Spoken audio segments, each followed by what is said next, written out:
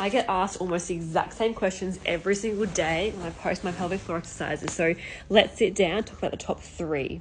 The first one is this: why a pelvic floor exercise is not appropriate for everyone. Well, the answer is sometimes some of us have an overactive pelvic floor where it's actually too tight, and by doing more and more Kegels, it's only getting tighter and tighter. So we actually want to do more down training, relaxation of the pelvic floor, as opposed to retraining and keep squeezing. Also, some of us just don't know how to squeeze it properly. So always going to see a pelvic floor physio to check your technique first is really, really important. Question number 2 is this one here: which is the best position to do my pelvic floor exercises in?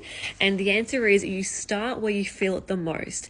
Now, you might feel it the most when you're laying in bed or laying down. You might feel it the most when you're sitting down, and you probably feel it the least when you're standing up.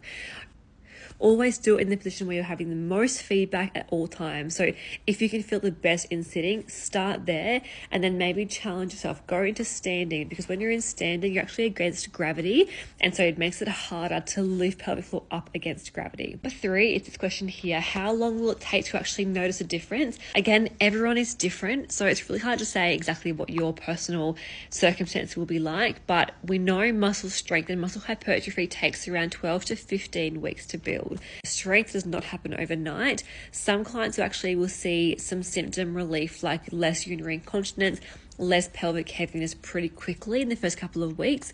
But we know strength does take about 3 months to build. So give yourself some time. It also depends on where you started. So if you're starting at, say, a 0 or a 1 out of 5, where 5 is the strongest pelvic floor muscles and 0 is nothing, 1's a flicker, and so forth, then it will take a lot longer to actually feel a change. And you might need some more help with seeing physio. Often we don't just give out pelvic floor exercises if you have a grade 1 out of 5.